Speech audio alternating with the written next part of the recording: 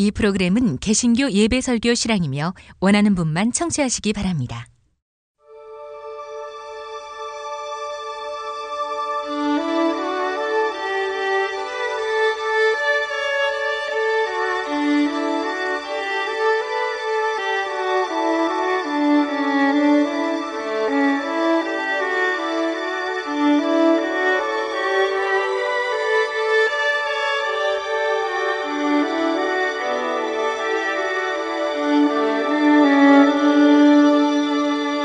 성서와 세상.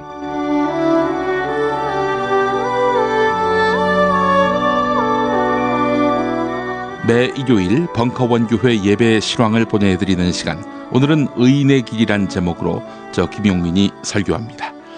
광고 듣고 오겠습니다. 참치의 맛은 좋은 참치가 좌우합니다. 구이동 대양 참치가 그렇습니다. 무한 리필에 더한 무한 감동, 직접 경험해보세요. 구이동 대양 참치 02-455-8087. 한우 사고를 집어넣고 24시간 팔팔 끓인 곰탕, 연지연 곰탕. 어린이부터 노인까지 누구나 좋아하는 건강식 연지연 곰탕. 택배로 신청하시려면 010-7252-1114. 불의한 세력과 싸우다가 미사 도중에 총에 맞아 세상을 떠났습니다. 희망의 예언자 오스카 로메로. 스코트 라이트가 쓰고 김군수가 번역한 희망의 예언자 오스카 로메로. 아르테에서 나왔습니다. 정말 맛있다. 이 말 한마디면 모든 게 설명됩니다. 30년 전통, 자연의 이로움을 담은 김치, 이담채 김치. 1544-4586 1544-4586. 중고차를 믿고 거래할 수 있는 조광래 중고차입니다. 대표번호 1800-9538. 고맙습니다.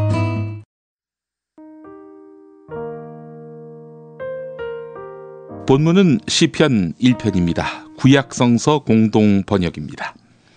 복되어라, 악을 꾸미는 자리에 가지 아니하고 죄인들의 길을 거닐지 아니하며 조소하는 자들과 어울리지 아니하고 야훼께서 주신 법을 낙으로 삼아 밤낮으로 그 법을 되새기는 사람. 그에게 안 될 일이 무엇이랴. 냇가에 심어진 나무 같아서 그 잎사귀가 시들지 아니하고 제철 따라 열매 맺으리. 사악한 자는 그렇지 아니하니 바람에 까불리는 겨와도 같아. 야훼께서 심판하실 때에 머리조차 들지 못하고 죄인이라 의인들 모임에 끼지도 못하리라. 악한 자의 길은 멸망에 이르나 의인의 길은 야훼께서 보살피신다.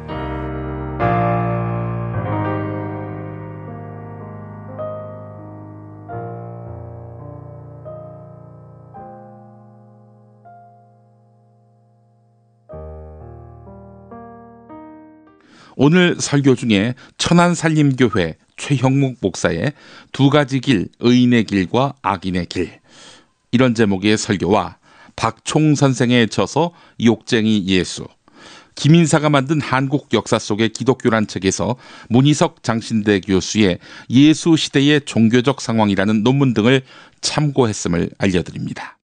시편 1편은 하나님을 믿는 신앙의 자세가 농축되어 있습니다. 게다가 짧은 편이죠. 한 장인데. 그래서 외우는 분들도 적지 않습니다. 이 본문에서는 정의로운 사람을 이렇게 부릅니다. 냇가에 심어진 나무로 이렇게 비유하고 있습니다. 개역 성경에서는 물가에 심기운 나무라고 표현하고 있는데, 물가에 심기운 나무라, 물가 가운데 수초같이 이렇게 나무가 있다고 한번 생각해 보죠. 이 나무는 걱정할 일이 없습니다. 나무가 물을 먹고 자라죠. 가만히 있어도 먹고 살 걱정이 없게끔 해주는 것입니다. 스스로 노력을 안 해도 절대 마르지 않고 죽지 않을 나무라 하겠습니다.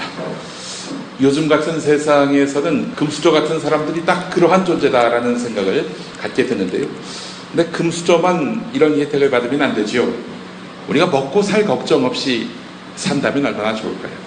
그럼 보다 창의적이고 또 보다 더 당당하게 살 수 있지 않겠습니까?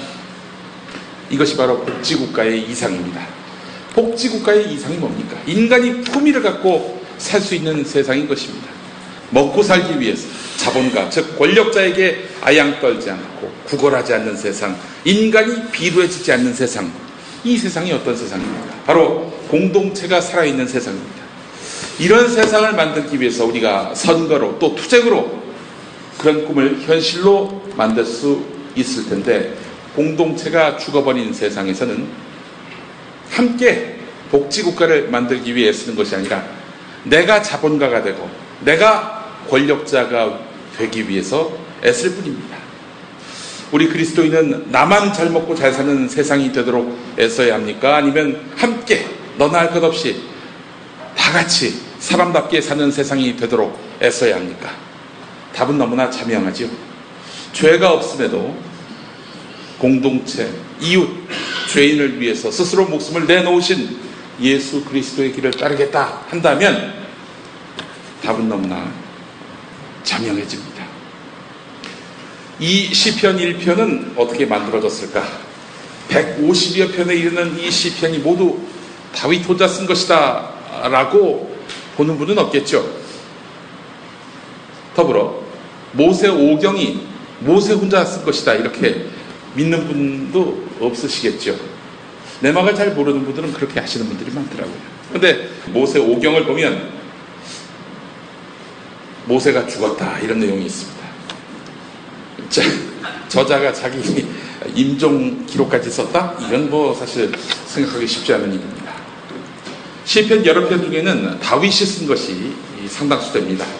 그러나 오늘 본문 1편은 다윗이 쓴 것 같지 않습니다. 어디서도 다윗의 문학적 흔적을 발견하기 어렵습니다. 예언자가 쓴 예언서에서 발견될 만한 시대적 맥락 이런 것들이 느껴지지 않습니다. 그렇다면 포로기 이후에 만들어진 게 아닌가라고 파악이 됐는데요. 포로기 이후라면은 다윗 훨씬 후대의 일이겠죠. 오늘 본문에서 우리가 주목해야 할 지점은 사악한 자는 그렇지 아니하니 바람에 까불리는 겨와도 같다라고 했습니다. 바람에 나는 겨보다도 바람에 까불리는 겨, 이런 표현이 더 와닿지 않습니까? 까불리다라는 말은 곡식의 쭉정이나 건부리가 기질에 의해서 바람에 날린다는 뜻입니다. 한없이 가볍다는 그런 뜻이겠죠. 까불다 있죠. 까불다가 바로 여기서 나온 말입니다.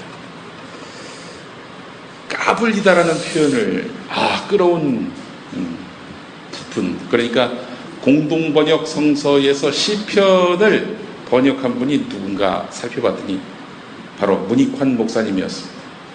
문익환 목사님은 가톨릭과 개신교가 함께 만드는 성서 공동번역 작업을 위해서 담임하던 교회를 사임하게 됐는데, 물론 그 뒤로도 그 교회에 교인으로서 계속 출석을 했습니다. 그 교회가 바로 한빛교회입니다. 한빛교회. 바람에 까불리는 겨, 아무것도 아니란 이야기입니다. 바람에 까불리는 겨와 같은 사람 누가 있습니까? 권력과 돈을 추종하며 살다가 결국 아무 가치 없이 세상을 끝낸 무수히 많은 루저들, 영적 루저들, 이 사람들이 바로 대체로 사악한 사람들인 경우가 많습니다. 이 사람들의 삶을 따져보면 아무도 기억해주지 않는 겨에 불과한 사람일 수가 있는 것입니다. 누구라고 예를 들진 않겠습니다만은 여간 죽었을 때 아무도 기억 안 해주는, 살아서 열심히 활동할 때는 그냥 뉴스에 주목도 받고 그 사람의 입과 행동에 대해서 굉장히 주목하던 그런 사람이었는데, 죽을 때쯤 되니까 죽었나? 이런 정도로 치부되던 그런 사람들이 우리 주변에 종종 있지 않겠습니까? 누구라고 예를 들고 싶은데 이게 간질간질합니다만은 사실 사자명예훼손과 연관되기 때문에 제가 얘기하진 않겠습니다. 자, 그렇다면은 정의로운 사람은 누구냐? 살아있을 때는 천대 받았지만 죽었을 때 그 사람의 살아온 족적과 또 그의 생애에 대한 평가가 아주 후한 경우입니다. 문익환 목사님이 바로 그런 경우죠. 살아계실 때는 얼마나 이런 수구부패 언론으로부터 빨갱이 소리 들어가면서 고난을 당했습니까? 그런 표현을 쓰셨더라고요. 신랑이 신부방 들어가듯 이렇게 감옥을 드나드셨는데, 그렇지만 그분은 돌아가시니까 또 그 이후에 남북 화해협력이 큰 진전을 보이니까 사람들이 인정하지 않습니다. 그렇습니다. 살아있을 때는 평가 못 받다가 죽으니까 비로소 그 가치를 인정받는 사람들, 이런 사람들이 바로 정의로운 사람이고 하나님 기뻐하시는 사람들이라 하겠습니다. 시편 1편은 정의로운 사람이 누구인가를 가르치는 그런 말씀이라 하겠습니다. 그런데 말이죠, 이 서술 방법이 아주 독특합니다. 악한 사람과 대조해서 이렇게 표현을 합니다. 세상에서 가장 이해하기 쉬운 방법은요, 아무 개를 설명하고자 한다 할 때는 그와 비슷하거나 전혀 다른 아무 개를 내세워서 비교 대조하면 됩니다. 한국의 소피 마르소다, 한국의 머라이어 캐리다 하면은 대략 이 사람이 어떤 캐릭터의 배우고 어떤 외양을 갖고 있는 배우고 또 어떤 창법의 가수인지 그런 것들이 가늠이 됩니다. 그렇죠? 어제 조선일보는 윤상현 새누리당 의원을 2016년에 김용민으로 이렇게 비유하다 보니까 얼마나 이해하기 쉽습니까 이게? 여러분들도 이런 방법, 이런 비유, 이런 대조 방법을 많이 인용하시면은 뭔가 설명할 때 큰 도움을 받으실 겁니다. 자, 본문을 보면은 정의로운 사람은 악인의 꾀를 따르지 않는다 이렇게 소개했습니다.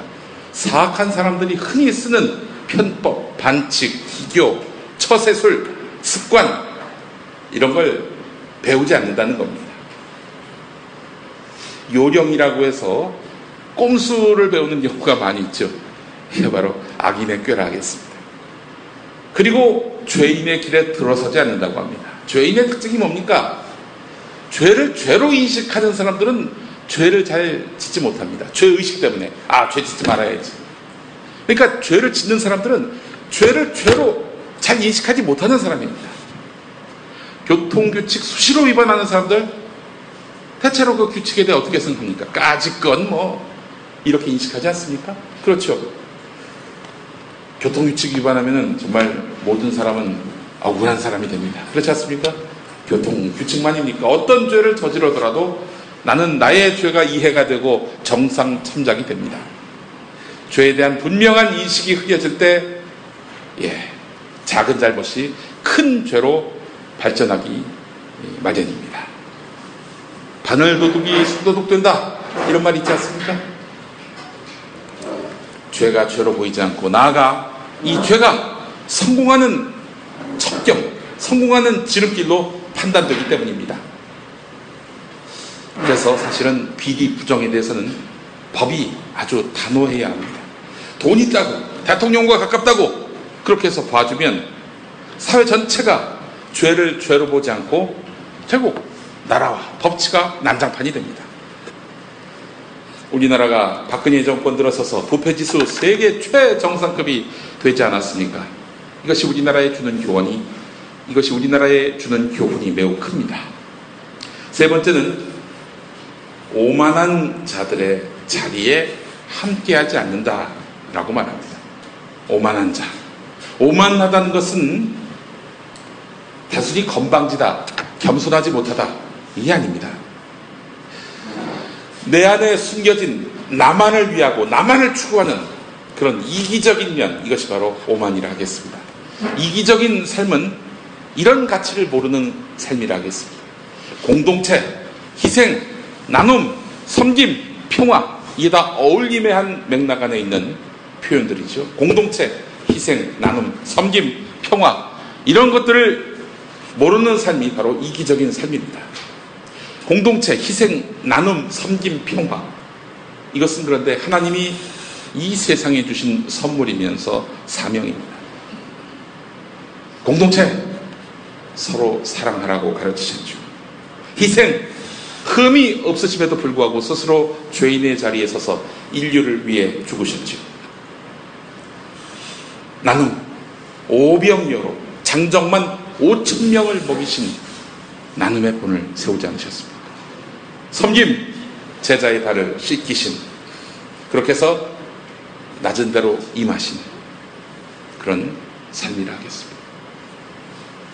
예수님 계셨을 때 이스라엘에서 가장 신체 부위 중에 더러운 부위가 바로 발이었습니다. 근데 뭐 신발이 제대로 있었겠습니까? 또 흙먼지 날리는 건조한 땅에서 얼마나 더럽겠어요.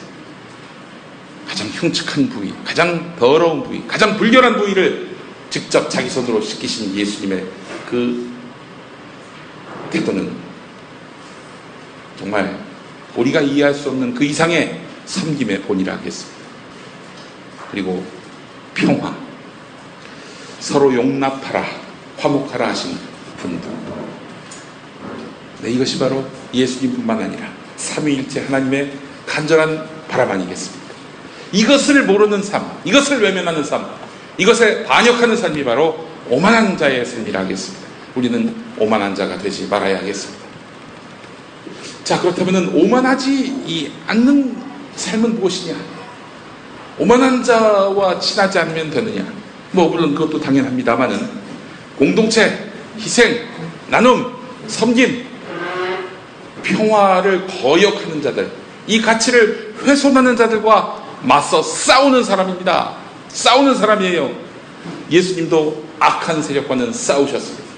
그의 삶에 온유하고 순전한 본성이 있었지만 그 마음에는 혁명가적인 기질이 분명히 있었습니다.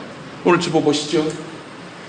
예수님을 막 온유하고 순전한 몸으로만 우리가 이해하면 그 예수님의 전부를 이해하는 게 아닙니다.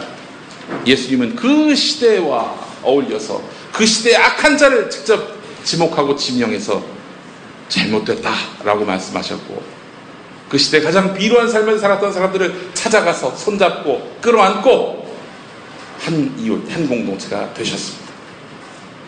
그 시대와 이렇게 조화를 이루셨단 말이죠.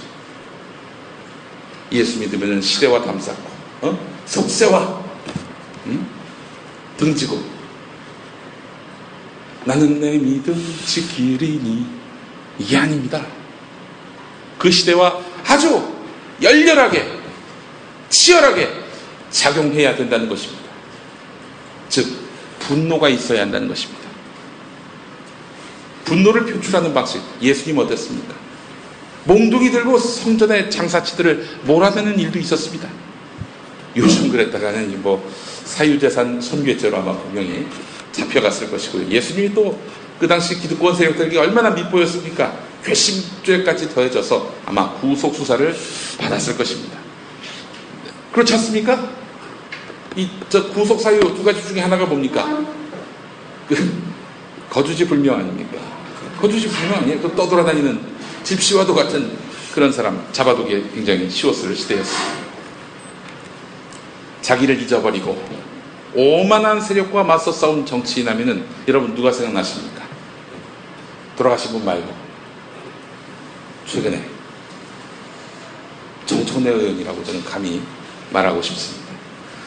정청래 의원을 제가 뭐 신화화한다든지 뭐 갑자기 미화를 한다든지 그런 차원에서 말씀드리는 게 아니라는 것쯤은 아실 겁니다. 정청래 의원도 그 안에 모자란 부분도 있고요. 인간인지라 악한 본성도 분명히 있을 겁니다. 과거 맥락 없이 이유 없이 남에게 상처를 준 일들도 분명히 있을 것입니다. 그의 삶에 막말도 분명히 있었을 것입니다. 그러나 그는 지난 4년 동안 국회의원으로서, 야당 국회의원으로서 민중과 민주주의를 위해서 싸운 그런 삶을 살았다고 저는 평가를 합니다. 막말 프레임, 선거 불복 프레임, 아울러 국정 발목 잡기 프레임, 이것과 정면으로 맞서면서 민중과 민주주의를 위해서 싸운 것입니다. 그러다 보니 수구 부패 언론으로부터 끊임없이 표적이 돼서 위신에 엄청난 손상을 입었을 것입니다.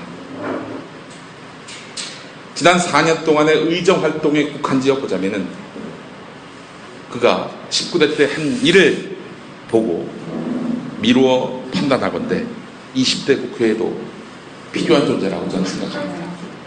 그런 정청래 의원이 최근 자기가 속한 당에서 외면을 당하고 있습니다. 공천을 못 받고 야인이 될 판입니다. 그런데 그 당은 세월호 유족의 간절한 소망인 진상규명을 불가능하게 하는 그런 법에 합의해준 자, 총선에서 지면 책임질 거냐, 이 한마디에 자기가 깃발을 든 시민을, 국민을 믿고 깃발을 든 필리버스터를 접은 유약한 정치인, 당을 깨고 나가서 다른 당을 만들어 해당 행위 중에 해당 행위를 한 자, 이 자들에게는 빨간 카펫을 펼칩니다. 자, 그런데 정청래는 야당 의원으로서 할 게 없다면서 몸으로라도 때우겠다라며 세월호 유족과 24일 동안 단식으로 동참했고요. 필리버스터 12시간 가까이 진행했죠. 당을 깨겨넣은 사람들에게 공가치지 말라고 준엄하게 경고했습니다. 그는 우경화돼가고 있는 권력과 결탁해가는 당이 아니라면서 지지층을 끌어모으는데 애썼던 인물입니다. 애당심 가득한 사람이죠. 그 애당심 배후에는 사회정의 의식이 투철했고요. 그런데 당 지도부가 입당한 지 3주 만에 당대표가 된 분을 위시한 당 지도부가 정청래가 한 말을 믿었습니까? 이렇게 비아냥하듯이 컷오프 결정을 내렸습니다. 정청래 보고 또 정청래를 믿고 지지하려던 시민들에게 빨리 꺼지라고 시그널을 보낸 셈입니다. 정청래를 내쫓은 사람이 누굽니까? 전도사이기도 한 정청래 의원실의 김성회 보좌관. 이분 참 저한테는 고마운 분입니다. 낙검수 이제 미주 콘서트 할 때 이분이 다 기획하고 장소 잡아주고 그러셨어요. 김성회 보좌관이 이제 미국에서 평화의 교회 전도사로 일했거든요. 제가 그래서 평화의 교회 가서 간증 집회도 했었습니다만 그랬습니다. 김성회 보좌관이 오늘 아침에 이런 트윗을 올렸다고 합니다. 야당의 지도부는 조선일보의 핵심들과 정치를 상의한다. 이강희 주필과 정치를 상의한다는 겁니다. 영화 내부신들에 나오는 이강희 주필 같은 사람들하고 악인의 꾀를 따르는 사람들입니다. 또 중앙일보 기자들에게 당의 내밀한 비밀을 거리낌없이 흘린다고 했습니다. 자기 당이 안 되기를 바라는 신문에게 정보를 주면서 결탁하는, 어찌 보면 이적 행위를 한 셈이지요. 악인의 길에 들어서는 것입니다. 어떤 야당 의원은 필리버스터를 중단하자며 다음날 아침에 야당 때문에 총선이 미뤄지게 됐다라면서 조선일보 등이 시커멓게 야당 책임론을 들고 나오면 어떡하냐라고 벌벌 떨면서 말을 했습니다. 그렇습니다. 좋아서 악인과 결탁하기도 하지만 그들이 무서워서 결탁하기도 하는 것입니다. 사악한 자들, 바람의 겨와 같아서 곧 날아갈 자들은 공포로서 지배하려 합니다. 공포로서. 당장 테러가 날 것 같으니 테러 방지법 만들자. 당신의 개인정보 사생활 다 드러나니 안 된다고? 그 무슨 소리인가? 그게 좀 드러나면 어떤가? 테러 당해서 죽는 것보다는 낫지 않은가? 이러면서 우리의 공포심을 자극하려 합니다. 이것만이 공포의 전부는 아니죠. 우리는 이 시대를 살면서 대학 갈 걱정, 진학할 걱정, 취직할 걱정, 집 구할 걱정, 결혼할 걱정, 보육, 교육할 걱정, 병 났을 때 어떻게 치료받나 치료 걱정, 노후 걱정, 죽을 때는 이 내 자식들이 그날 제대로 장례 치러줄까 하는 장례 걱정까지 온갖 형태의 공포에 시달리고 있습니다. 이 공포는 국민들로 하여금 야당을 찍지 못하게 만듭니다. 무책임한 자들, 포퓰리즘에 휘둘리며 나라의 장래에 대해서 관심 없는 자들, 이러면서 야당에 대해서 끊임없이 무책임, 무능력 프레임을 더 씌우고 있습니다. 그런데 이런 공포가, 이런 겁박이 야당 의원들까지 지배해버렸습니다. 기독교 표 안 나올까봐 안스 목사 행사 가가지고 우리도 그 호모들 싫어요, 레즈비언 싫어요, 이런 이야기를 하는 야당 의원들 보면은 여러분 어떤 생각이 드십니까? 동성애에 대해서 지지하건 지지하지 않건 간에 여간 이 공포심에 짓눌려 있다라는 생각 안 드십니까? 많은 야당 의원들이 이 공포에 압제당하고 있습니다. 그런데 잘 길들여지지 않는 의원이 있었으니 그가 바로 정청래였습니다. 정청래는 행여나 자기의 앞날에 어려움이 있을지 모르겠다라고 판단했던지 지역구 관리를 정말 열심히 했습니다. 그리고 본인 자신도 97% 이상의 국회 출석률, 그리고 발의하는 법안 상당수가 통과가 되는 그런 성실한 의정활동을 벌였습니다. 책 잡히지 않기 위해서. 그러니까 뭔가 의로운 일을 하려 한다, 투쟁하려 한다 그러면 이게 참 피곤합니다. 왜냐하면 나에게 반격하려는 이 세력들의 공세를 물러야 하거든요. 그러니까 도덕적으로 살 수밖에 없고, 그렇기 때문에 더더욱 열심히 자기 희생을 하지 않을 수가 없습니다. 압제당하는 야당 의원들, 뭐 약점이 있기 때문에 그렇게 압제당하는 거 아니겠어요? 그래서 조선일보 등은 사설로 칼럼으로 계속 정청래를 죽이려고 했습니다. 정청래 컷오프 전에 조선일보가 계속 정청래 날려야 한다, 이 사설을 실은 거 제가 조간 브리핑을 통해서 소개를 해드렸죠. 아니나 다를까 그게 조선일보의 조언이 현실이 됐습니다. 그런 의미에서 보면은 정청래는 개인 정청래가 아니라 공포에 길들여지지 않는 이 시대 참 담대인의 표본이다, 이렇게 말씀드릴 수 있겠습니다. 그의 막말이 문제입니까? 그가 약자에 대해서 만약에 비난하면서 막말을 했다면 그건 뭐 당연히 비난받아 마땅하죠.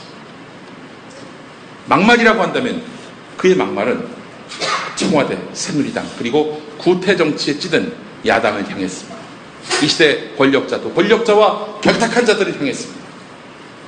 그러나 많은 국민들은 이 막말 프레임, 수구 언론이 만들어 놓은 막말 프레임에 속절없이 휘말립니다. 특히 기독교인들은 아니 국회의원쯤 되면은 착한 말씨를 써야지, 그게 뭐야 본의 안 되게, 이런 얘기를 많이 하죠.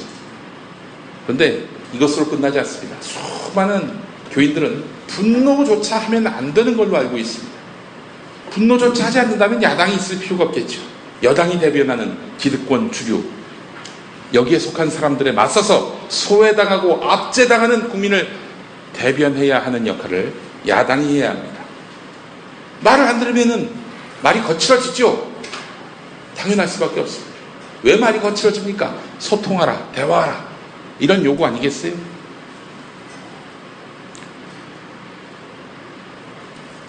정말 정청래의 막말이 듣기 싫다면, 여타 정치인들의 막말이 듣기 싫다면은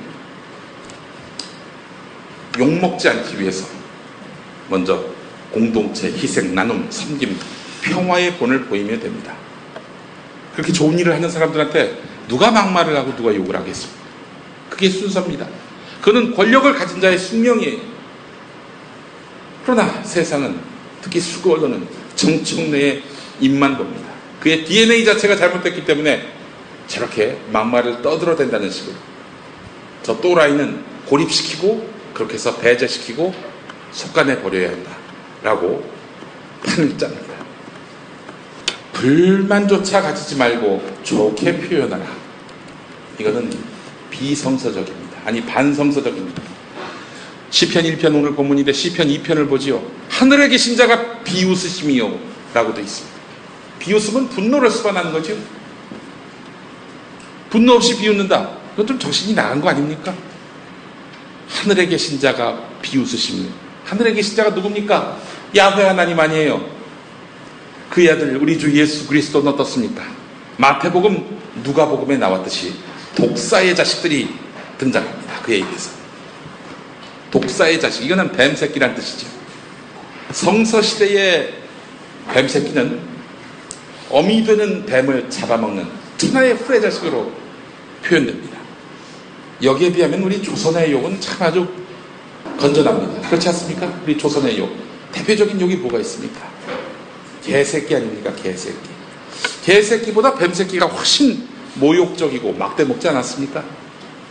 자, 그런데 예수님의 욕을 보니까 요한복음에 이르러서는 마귀새끼란 말이 나옵니다.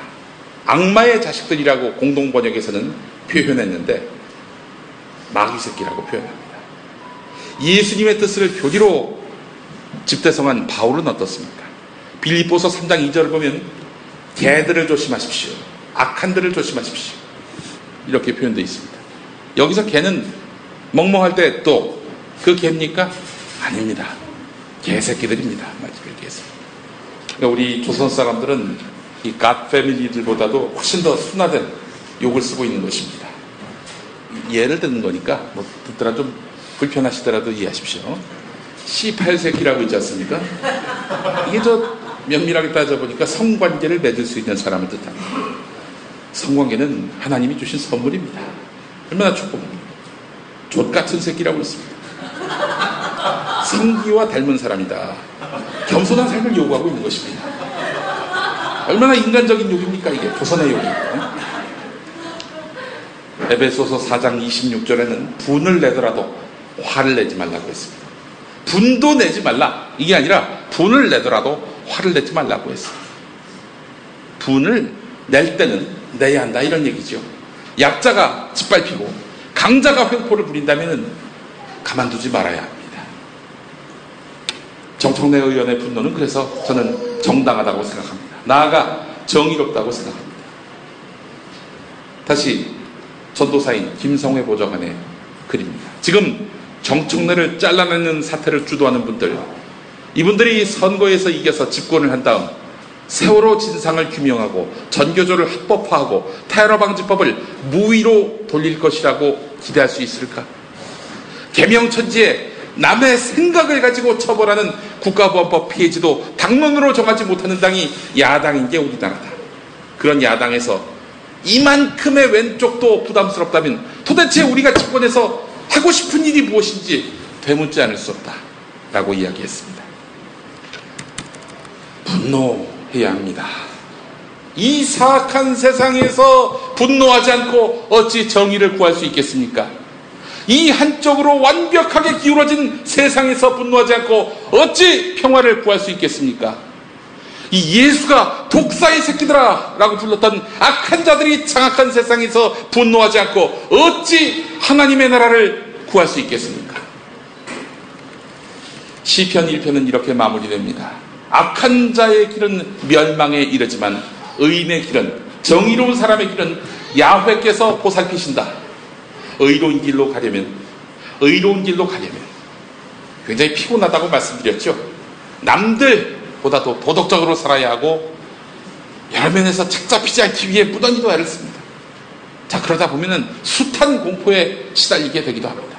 그 공포라는 것은 과정의 공포기도 하지만 내가 이렇게 열심히 산다 한들, 의롭게 산다 한들 과연 그 끝에는, 그 미래의 저만치에는 과연 무엇이 나를 기다리고 있을까? 결과의 공포, 즉 불확실성의 공포가 도사리고 있는 것입니다. 그 불확실성 때문에 타협하고 변절하는 거 아니겠습니까? 그 불확실성을 잊어버리고 정의와 진리의 길을 따르는 자, 그 자들이 바로 그리스도인입니다. 교회 집사이긴 하지만 정청래 의원은 그 사람 자체가 정의는 아닙니다. 사람 자체가 정의라고 말할 수 있는 존재는 예수님밖에 없습니다. 자, 그런데 예수님의 길을 따르려고 하는 사람이, 그것이 신앙적 동기가 아니라 단지 정의를 구하는 차원에서의 길이라 하더라도, 그렇게 해서 예수의 길을 따르려고 하는 사람이 모진 고초를 당할 때 외면하고 방치하는 것은 예수님의 길에 역행하는 것입니다. 우리는 반듯한 예수의 길을 걸어야 합니다. 십자가를 질 수 있으면 져야 합니다. 남이 진다면 구레네 시몬처럼 대신 지어줄 수도 있어야 합니다. 가시면류관 쓸 수 있어야 합니다. 이 말을 현대적 표현으로 바꾸자면 얼마 전에 돌아가신 신영복 선생 말씀처럼 함께 비를 맞는 것입니다. 앞서서 노무현 전 대통령의 대통령 출마 선언문 들으셨는데 대본이 없잖아요. 원고 없이 저렇게 대중을 응시하고 얘기할 수 있다. 그 안에 얼마나 훌륭한 철학과 사상이 내재되어 있다는 얘기겠습니까? 저는 그래서 노무현 대통령이 만약에 필리버스터를 했다면 얼마나 했을까? 저는 그 드라마에서 나오는 21시간 넘었다고 봅니다. 앞서 들으신 말씀이 너무나 빛나고 가치가 있어서 제가 노무현 대통령의 그 말을 다시 한번 읽어보겠습니다. 조선 건국 이래로 600년 동안 우리는 권력에 맞서서 권력을 한 번도 바꿔보지 못했습니다. 비록 그것이 정의라 할지라도, 비록 그것이 진리라 할지라도 권력이 싫어하는 말을 했던 사람은, 또는 진리를 내세워서 권력에 저항했던 사람들은 전부 죽임을 당했습니다. 그 자손들까지도 멸문지화를 당하고 폐가 망신했습니다. 600년 동안 한국에서 부귀 영화를 누리고자 하는 사람은 모두 권력에 줄을 서서 손바닥을 비비고 머리를 조아려야 했습니다. 그저 밥이나 먹고 살고 싶으면 세상에서 어떤 부정이 저질러져도, 어떤 불의가 눈앞에서 벌어지고 있어도, 강자가 부당하게 약자를 짓밟고 있어도 모른 척하고 고개 숙이고 외면했습니다. 눈 감고 귀를 막고 비굴한 삶을 사는 사람만이 목숨을 부지하면서 밥이라도 먹고 살 수 있었던 우리 600년의 역사, 제 어머니가 저에게 남겨주셨던 가훈은, 야 이놈아, 모난 돌이 정 맞는다, 계란으로 바위치기다, 바람 부는 대로 물결 치는 대로 눈치 보면서 살아라. 80년대 시위하다가 감옥 간 우리의 정의롭고 혈기 넘치는 우리 젊은이들에게 그 어머니들이 간곡히 타일렀던 그들의 가훈 역시, 야 이놈아, 계란으로 바위치기다, 그만둬라, 너는 뒤로 빠져라. 이 비겁한 교훈을 가르쳐야 했던 우리 600년의 역사, 이 역사를 청산해야 합니다. 권력에 맞서서 당당하게 권력을 쟁취하는 우리의 역사가 이루어져야만이 이제 비로소 우리 젊은이들에게 떳떳하게 정의를 이야기할 수 있고, 떳떳하게 불의에 맞설 수 있는 새로운 역사를 만들어낼 수 있습니다. 이런 말이었습니다. 2002년에 했던 이 외침이 2016년에도 공명되는 현실입니다. 우리의 십자가가 보입니다. 이 십자가를 지는 일만 남았을 뿐입니다. 복되는 길, 정의가 사는 길, 그 길뿐입니다. 우리 앞에 놓여진 그런 수많은 과제 속에 저거 했다가는 손해보겠는데, 저거 했다가는 내 기회가 박탈되겠는데 하는 공포심, 그 공포심을 억누르는 것, 이것이 바로 십자가를 지는 것입니다. 우리가 사는 이 땅 위에 행복이 넘치도록 해야겠습니다. 우리 사회로부터 정의가 용솟음치도록 해야 할 것입니다. 그러기 위해 희생을 마다하지 않는, 그리고 정의롭게 살려 애쓰는 자에게 그들이 낙담하지 않는 그런 세상을 만들기 위해 우리 함께 일했으면 좋겠습니다. 그 끝에 야훼께서 우리를 기다리고 있음을 또한 믿어야 할 줄 믿습니다. 온 세상 만드신 하나님 앞에 여기 버려진 언덕에 서서 기도드리니 눈물로 가꾸는 생명의 열매, 함께 나누는 기쁨의 그날을 노래하네. 쓰러진 땅 일으켜 갈라진 땅 보듬어 그의 나라 일구는 희망의 손길로 살아. 창조주 하나님 살아. 햇살처럼 가득히 넘치게 하리라. 가난한 마음에 창조주 하나님 나라 이슬처럼 찬란히 빛나게 하리라. 할렐루야.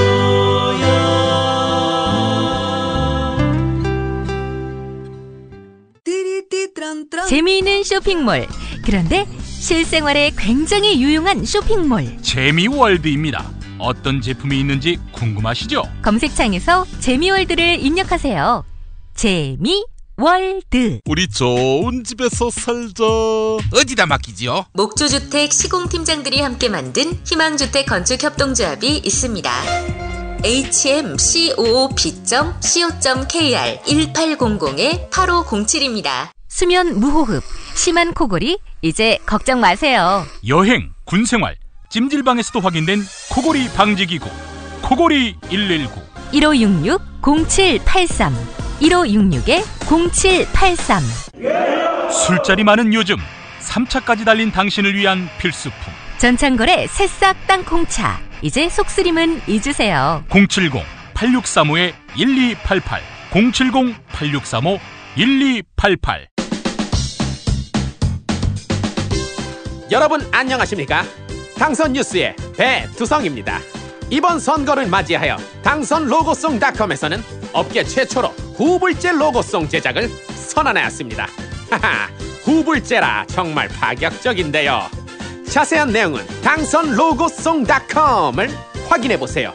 이상 배두성이었습니다. 마하! 당선 로고송닷컴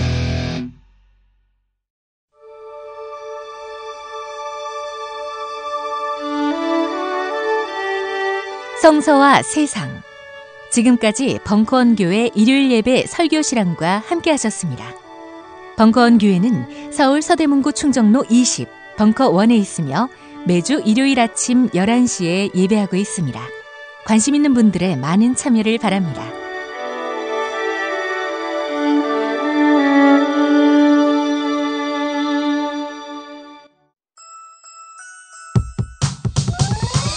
이번 방송 괜찮았나요? 작별의 여운 이렇게 표시해주세요. 다운로드하기, 댓글 달기, 구독하기, 별점 주기. 더 좋은 방송 만들어달라는 약속 이렇게 응원해주세요. 다운로드하기, 댓글 달기, 구독하기, 별점 주기. 기억하셨죠? 다운로드하기, 댓글 달기, 구독하기, 별점 주기.